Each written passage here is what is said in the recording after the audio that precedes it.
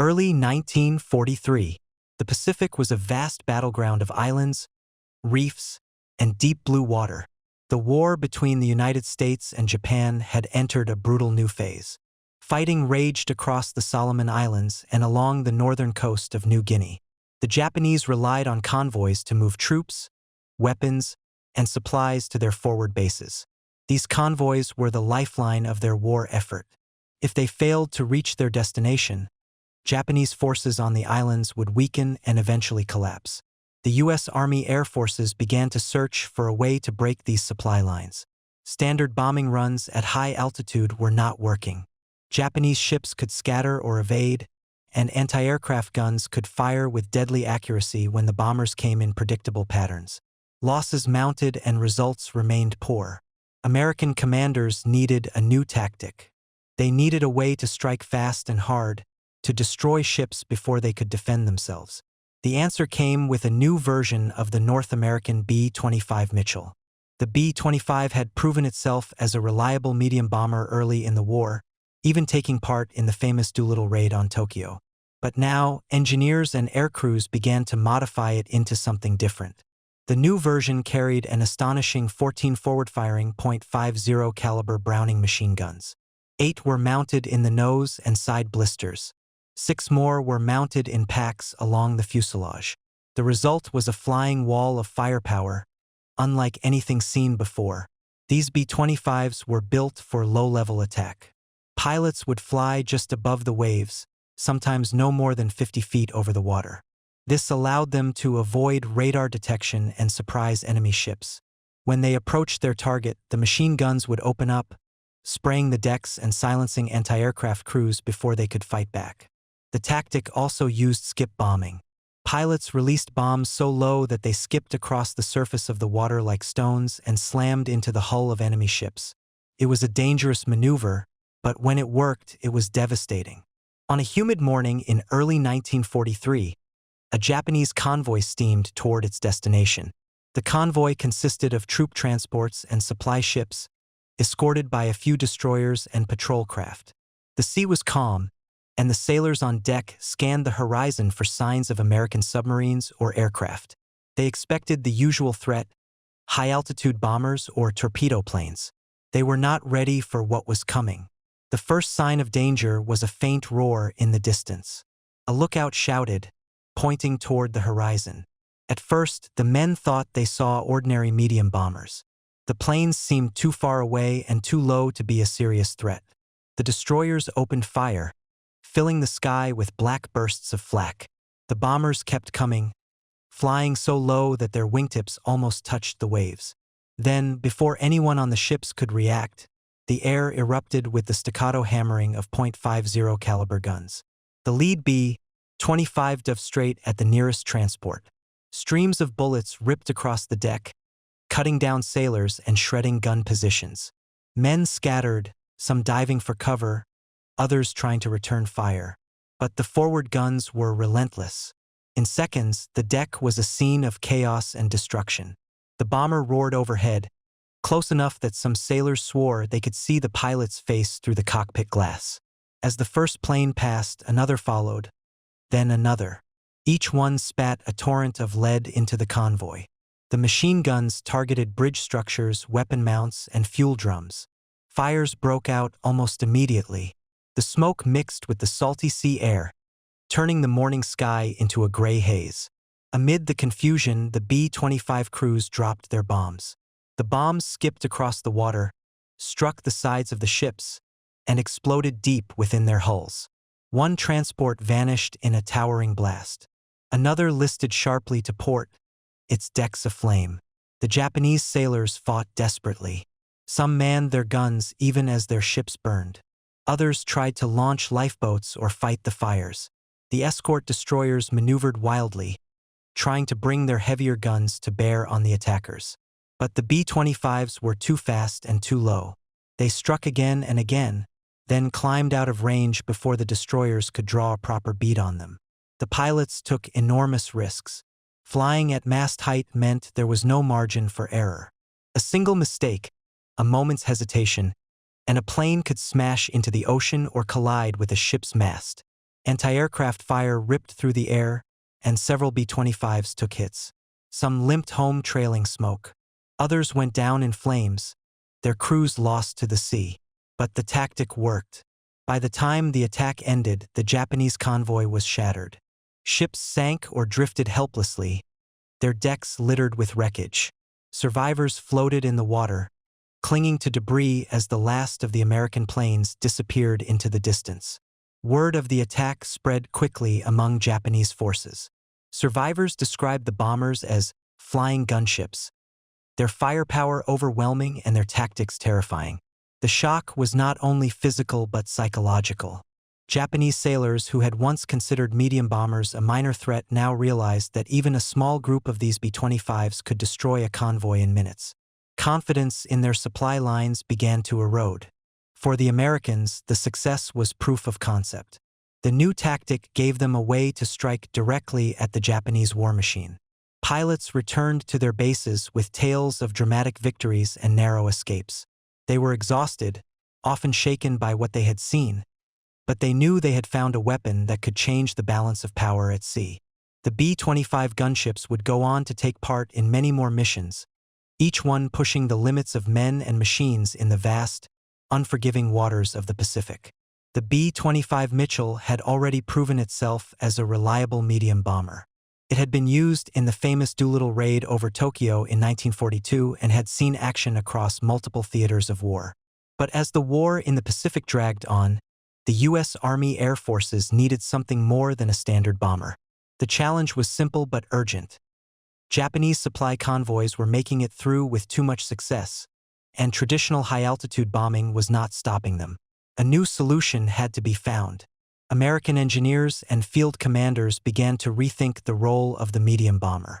Instead of simply dropping bombs from thousands of feet in the air, they wanted an aircraft that could strike fast and low, delivering a storm of fire before the enemy could react. The idea was to transform the B-25 into a direct attack weapon. This was not a small change. It meant redesigning the nose, reinforcing the fuselage, and changing the way crews flew their missions. The first step was adding firepower. The standard B-25 nose was glass, built for a bombardier to aim bombs. This was ripped out and replaced with a solid metal nose that could house multiple forward-facing .50 caliber Browning M2 machine guns. These guns were powerful, reliable, and already in widespread use across the U.S. military. By placing them in the nose, the B-25 could fire directly ahead, like a giant flying shotgun. The final design carried 14 forward-firing .50 caliber guns. 8 of these were mounted in the nose and side blisters. 6 more were placed in external pods attached to the fuselage. Together, they created a weapon that could unleash a continuous stream of bullets into any target ahead. Some versions of the aircraft went even further. Engineers mounted a 75mm cannon in the nose, similar to those used in tanks. This cannon gave the B-25 the ability to punch holes through armored ship hulls or destroy fortified positions on land. Firing the cannon required careful handling, as the recoil was enormous. But in skilled hands, it made the B-25 a dual-purpose attacker, part heavy gunship, part bomber. The new aircraft demanded a new way of fighting. High-altitude bombing was precise in theory but limited in practice. Anti-aircraft gunners had time to track and fire at incoming bombers. Convoys could spread out, making it hard to hit them. Bombs dropped from great heights were affected by wind, speed, and human error. The result was often a scattering of missed strikes. To solve this, pilots began to fly at extremely low altitudes, sometimes only a few dozen feet above the surface of the ocean. This tactic, called mast height attack, relied on speed and surprise. At such low levels, the planes were nearly invisible until they were almost on top of the target. By staying close to the water, they avoided radar detection and reduced the time enemy gunners had to react. It was a dangerous maneuver. Waves could rise suddenly, and even a small miscalculation could send a plane crashing into the sea. The pilots needed sharp reflexes and steady nerves to maintain control while flying so close to the surface. Once within range, the B-25s unleashed their forward guns. The sheer volume of fire was enough to overwhelm most Japanese escorts. Deck crews were often cut down before they could return fire. Gun positions were destroyed in seconds, leaving the ships exposed. After the initial strafing run, the bombers released their bombs at low altitude. The technique was known as skip bombing. Pilots dropped the bombs so low and so fast that the bombs bounced across the water like stones skipping on a pond. When done correctly, the bomb would strike the side of a ship below the waterline and explode inside the hull, causing catastrophic damage. Skip bombing required precise timing and skill. If the bomb was released too soon, it would fall short and detonate harmlessly. If released too late, it could strike the target at the wrong angle or even hit the attacking aircraft. The margin for error was razor-thin. Despite the danger, the tactic was highly effective.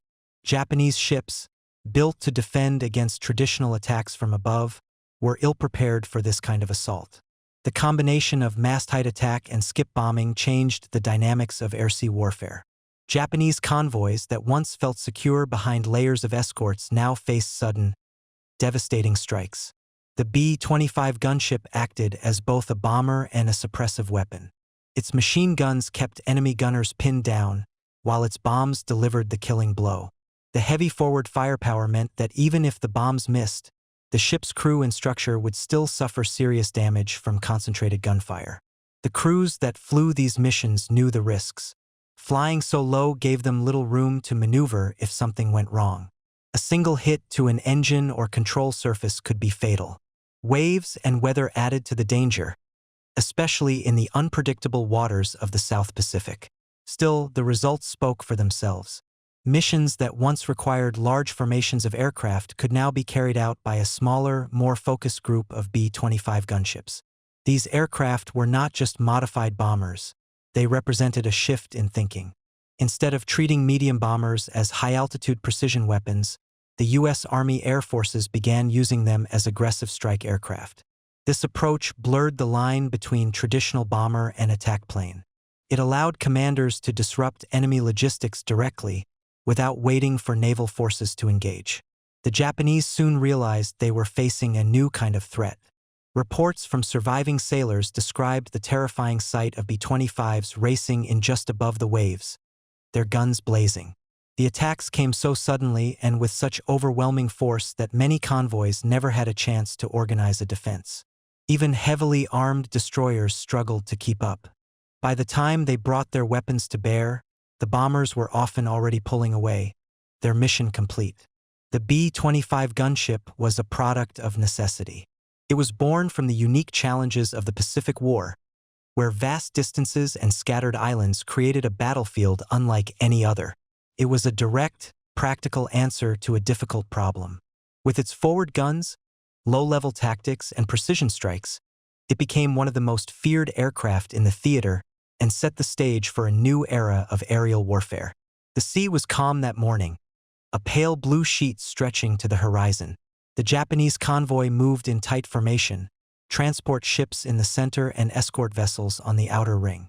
Smoke drifted from the funnels and hung low over the decks. Sailors went about their duties, scanning the sky for signs of enemy aircraft. They expected an attack from above, the kind they had faced many times before. Lookouts searched for dots high in the clouds, the first warning of incoming bombers. The roar began as a low hum, so faint it was easy to mistake it for the rumble of the convoy's own engines. A young lookout on one of the destroyers turned toward the horizon. He spotted dark shapes hugging the water, moving fast. At first, he did not believe what he saw. These planes flew far lower than any bomber he had ever encountered. He shouted a warning, his voice cracking, and pointed with both arms.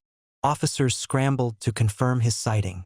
Seconds later, alarms sounded across the fleet. Sailors raced to their battle stations. The approaching planes did not climb as expected. They stayed low, skimming just above the waves, their engines howling. They were B-25 Mitchells, but the Japanese crews did not know that yet. To them, they were strange, deadly craft coming in fast. The destroyers opened fire with anti-aircraft guns. Shells exploded in dark bursts, throwing black smoke into the air. The gunners struggled to aim low enough to hit the attackers. The planes kept coming. The first B-25 reached the edge of the convoy and opened fire. 14 forward-facing .50 caliber machine guns roared in unison. The sound was a deep, pounding thud, like continuous thunder. Streams of bullets tore across the deck of the nearest transport. Men fell where they stood, equipment shattered, and fires erupted instantly. Fuel drums exploded, sending flames and black smoke high into the sky. The deck became a killing ground in seconds. Another B-25 swooped in from the opposite side. Its guns hammered the bridge of an escort ship, shattering windows and killing officers before they could issue orders. The ship veered off course, its steering jammed. The formation began to break apart. Panic rippled through the convoy as sailors realized they were under attack by something entirely new. The B-25s worked in pairs, each run coordinated and deliberate. While one plane suppressed enemy fire with a torrent of bullets, the other lined up for skip bombing. Flying barely above the waves, the pilot released his bomb at the precise moment. The bomb skipped once, twice, then slammed into the side of a transport. The explosion ripped through the hull. Metal twisted and split apart. The ship began to list immediately, its bow sinking as water rushed in. Sailors screamed as they were thrown into the sea. The pilots had little time to celebrate their hits. The sky filled with tracers as Japanese gunners tried desperately to fight back. One B-25 took a direct hit to its left wing. Smoke poured from the engine, but the pilot kept flying, determined to finish his attack run. He strafed a patrol craft, his bullets cutting through the deck guns, before pulling up sharply to escape. Moments later, the damaged plane fell behind, trailing smoke, before disappearing into the distance. Another bomber roared past so close that its prop wash rocked the masts of a nearby destroyer. The machine guns never stopped firing. Sailors clung to anything they could as the deck beneath them trembled under the impact of continuous strikes. Fires spread unchecked. Ammunition stores began to detonate, sending fragments of steel into the air. In the middle of the chaos, a Japanese escort ship took several direct hits from bombs. The explosions lifted it partly out of the water before slamming it back down. Flames engulfed the forward section, and the ship rolled to one side.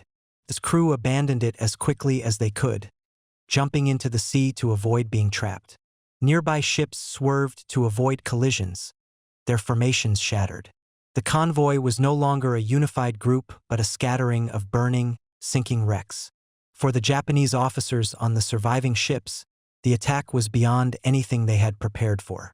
They had expected bombers to stay high, to release their loads from a distance. They had built their defenses around that assumption. Now, they faced aircraft that came in so low and so fast there was almost no warning. Their guns could not depress far enough to track the attackers. Orders became confused, shouted commands drowned out by the roar of engines and the pounding of machine guns. On one transport, an officer tried to rally his men, pointing to a deck gun and screaming for them to fire. Before they could respond, a stream of .50 caliber rounds cut across the deck, killing them all instantly. The officer fell beside them, his cap rolling across the blood-slick planks. Above, the attacking plane pulled up and banked sharply, its shadow sweeping across the wreckage like a passing storm cloud. Within minutes, the battle was over. Smoke covered the sea. Burning ships drifted aimlessly, some already sinking beneath the waves. Survivors clung to floating debris or crowded into lifeboats, watching helplessly as the last of the B-25s turned toward the horizon. The attackers left as quickly as they had come, their engines fading into the distance. The silence that followed was heavy and surreal. It was broken only by the hiss of steam escaping from ruptured pipes and the occasional crack of ammunition cooking off in the heat. For the Japanese sailors who lived through it, the attack felt unreal. They had faced danger before, but never destruction on this scale, delivered with such precision and speed. It was as if the sea itself had risen against them, carried on the wings of these new, deadly machines. The Japanese sailors who survived the attack floated in silence, clinging to wreckage and overturned lifeboats. The sea around them was littered with debris and bodies. Oil spread across the surface, forming dark, shifting patterns. Some men coughed violently, their lungs burning from smoke inhalation. Others stared blankly at the horizon, too stunned to speak. They had seen bombers before, but never like this. Medium bombers had always attacked from high above, releasing their bombs in neat formations. The threat was clear and predictable. Ships could prepare their guns, maneuver into defensive positions, and rely on layers of escort vessels to shield the transports. What they had just experienced broke every rule they had been taught. These aircraft had come in low and fast, at a height that seemed almost impossible, and opened fire with a storm of bullets before anyone could react. Survivors described the planes in vivid terms. Some called them flying gunships, machines that seemed more like warships with wings than bombers. Others spoke of death from the sea, because the planes had appeared as if they were rising out of the waves themselves. Sailors said the roar of the engines mixed with the unrelenting rattle of the .50 caliber machine guns was so loud it drowned out orders and screams alike. Men had tried to fight back, but many were cut down before they even reached their weapons. On damaged ships that managed to stay afloat, officers moved among their crews, trying to restore order. The men were shaken, their confidence badly wounded. They whispered to one another about what they had seen, each retelling more fearful than the last. Some wondered aloud how many of these American planes there were, and whether any convoy would be safe again. The idea that a handful of aircraft could destroy an entire group of ships in minutes was almost too much to comprehend. For Japanese naval planners, the implications were dire. Medium bombers had never been seen as a serious threat to well-defended convoys. They were a nuisance, yes, but not decisive. Now, reports from survivors painted a different picture. Ships that had been considered secure targets were vulnerable. Convoys that once operated with confidence now faced a new, unpredictable danger. The psychological shock rippled through the fleet. Sailors who had been sure of their training and their ships began to doubt both. Meanwhile, the Americans returned to their bases with mixed emotions. The pilots and crews were exhausted, many physically trembling as they climbed out of their aircraft. Their planes were riddled with holes. Some had lost engines or taken hits that should have been fatal. Medics treated burns and shrapnel wounds as ground crews worked quickly to refuel and repair the aircraft for the next mission. Among the crews, there was exhilaration. The tactic had worked exactly as planned.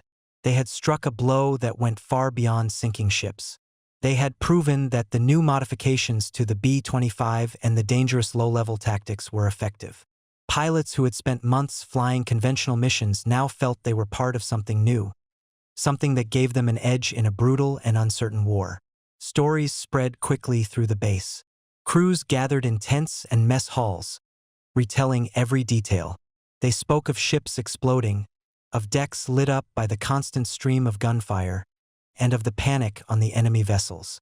These stories fueled morale not just among the pilots but among infantrymen, sailors, and mechanics. For men fighting across the Pacific, the idea that American planes could strike with such overwhelming force was inspiring. But there was another side to these stories, one that rarely made it into the official reports. The missions were terrifying. Flying so low over the ocean left no room for error. A wave could rise unexpectedly, and a single mistake could tear a plane apart. The pilots had to skim the surface while dodging flak and gunfire. Many recalled the terrifying sight of tracer rounds streaking past their cockpits, close enough to see the glow of the burning phosphor. One co-pilot, his voice still shaking, described looking out his side window and seeing the mast of a Japanese ship pass so close it felt as if he could reach out and touch it.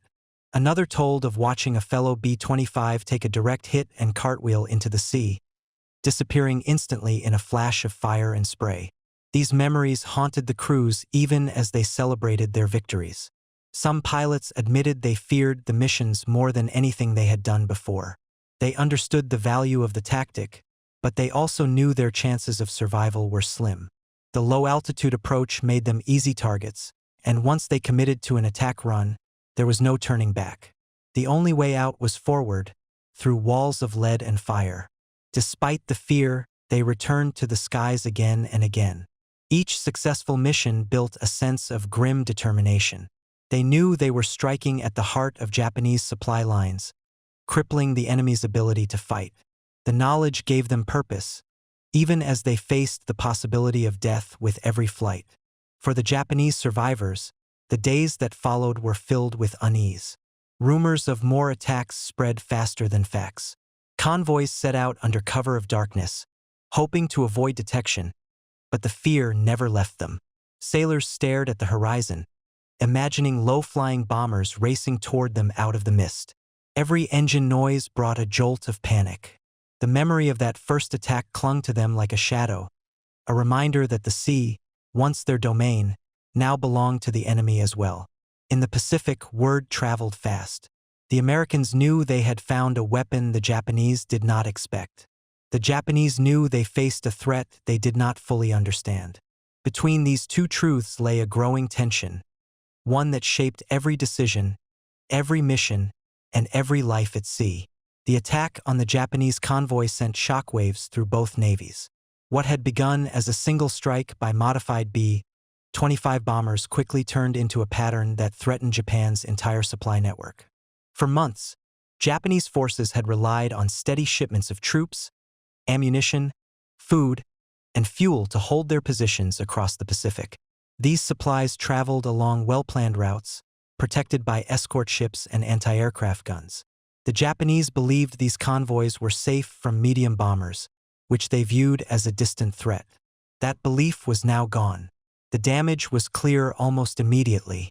Ships that carried soldiers to reinforce garrisons were lost. Ammunition and food meant for frontline troops sank to the bottom of the sea. Fuel intended for vehicles and aircraft burned on the water's surface, leaving black smoke visible for miles. When these supplies failed to arrive, the effects rippled outward. Japanese positions on remote islands began to run low on everything. Troops faced shortages that weakened their ability to fight. Outposts that depended on constant resupply became vulnerable, their defenses collapsing from within even before enemy attacks began. As these strikes continued, Japanese commanders faced hard choices. They could no longer send large convoys in daylight without risking total destruction. The new American tactics forced them to change the way they moved across the ocean. Ships began to travel in smaller groups, hoping to slip past enemy patrols unnoticed. Sailings were scheduled for night hours, with vessels hugging coastlines or moving under the cover of darkness. Even so, the threat remained. The low-flying bombers often attacked at dawn or dusk, when visibility was poor and defenders were at their most vulnerable. This shift to smaller, night-bound convoys reduced the amount of supplies that could move at one time. It also slowed operations dramatically. Reinforcements that once arrived in days now took weeks. Some never arrived at all. Commanders in the field began to complain of shortages they could not overcome. Soldiers on distant islands faced hunger and disease. Weapons broke down without spare parts to fix them. Planes sat grounded because there was no fuel to keep them in the air. The once steady rhythm of Japanese logistics faltered, and with it, their ability to wage offensive campaigns. The Americans saw the results and pressed their advantage. What had started as an experiment with modified bombers became a cornerstone of strategy. B-25 gunships and other low-level attack planes were deployed in greater numbers.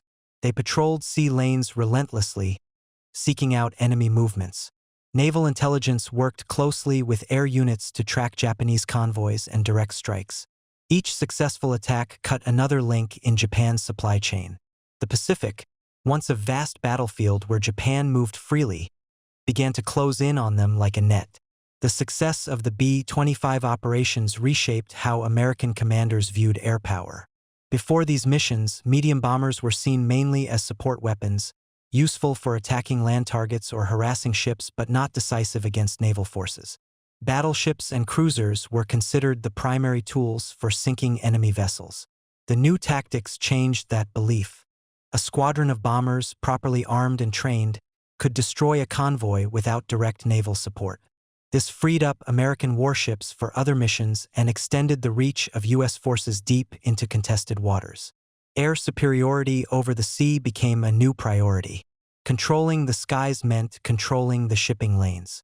With enough aircraft, the Americans could choke off Japanese movement entirely, isolating their forces on scattered islands. This approach allowed the U.S. Navy and Army Air Forces to work together in ways that had not been possible before. Naval commanders coordinated with bomber units, timing their moves to maximize the enemy's confusion. Strikes by air weakened enemy positions, making later amphibious landings easier and less costly. The Japanese tried to adapt. They added more anti-aircraft guns to their ships and trained their crews to fire at low, fast-moving targets. They experimented with new escort formations and even developed specialized vessels to protect convoys. These measures helped in isolated cases but could not solve the fundamental problem. The B-25s and other attack aircraft were flexible, mobile, and able to strike anywhere at any time. A convoy could leave port under heavy guard and still be ambushed hundreds of miles away.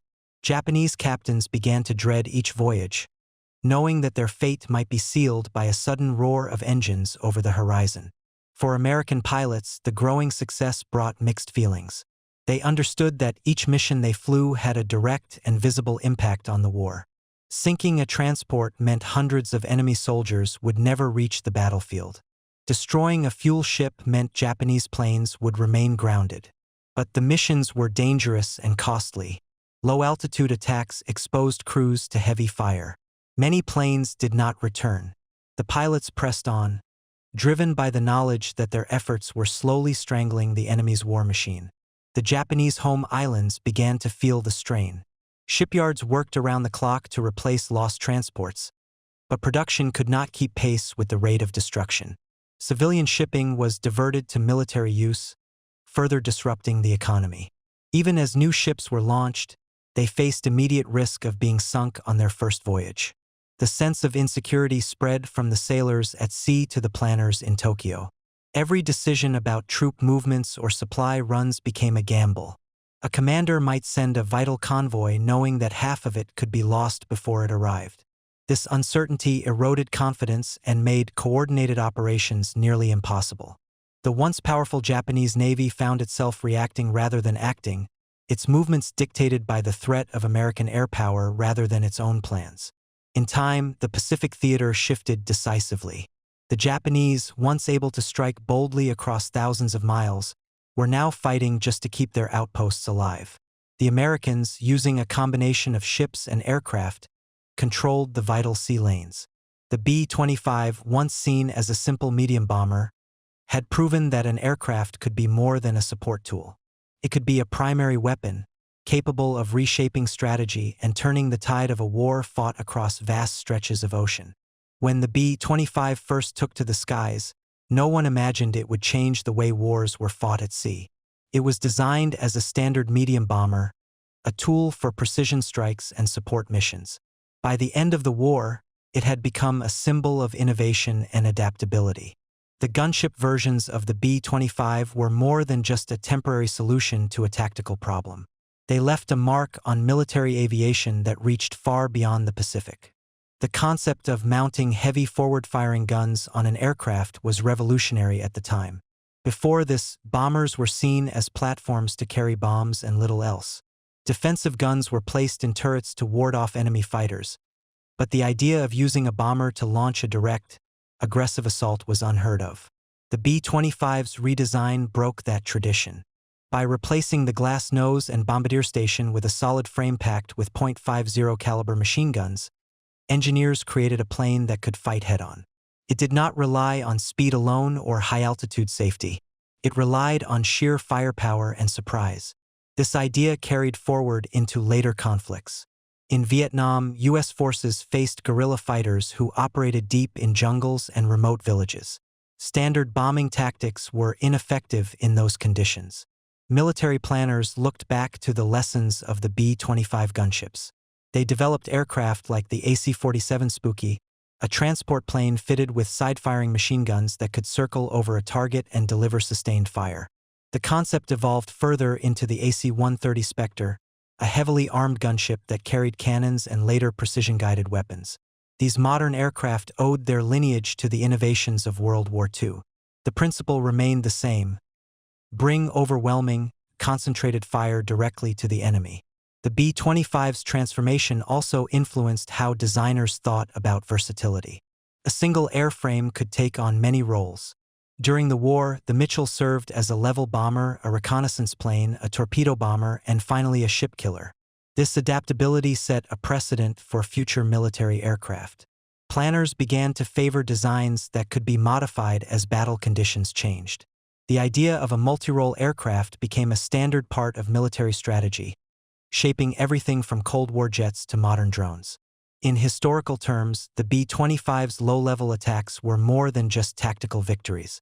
They demonstrated the power of American industry and ingenuity. The Japanese Navy had dominated the Pacific early in the war. Their convoys moved freely, and their warships projected strength across vast distances.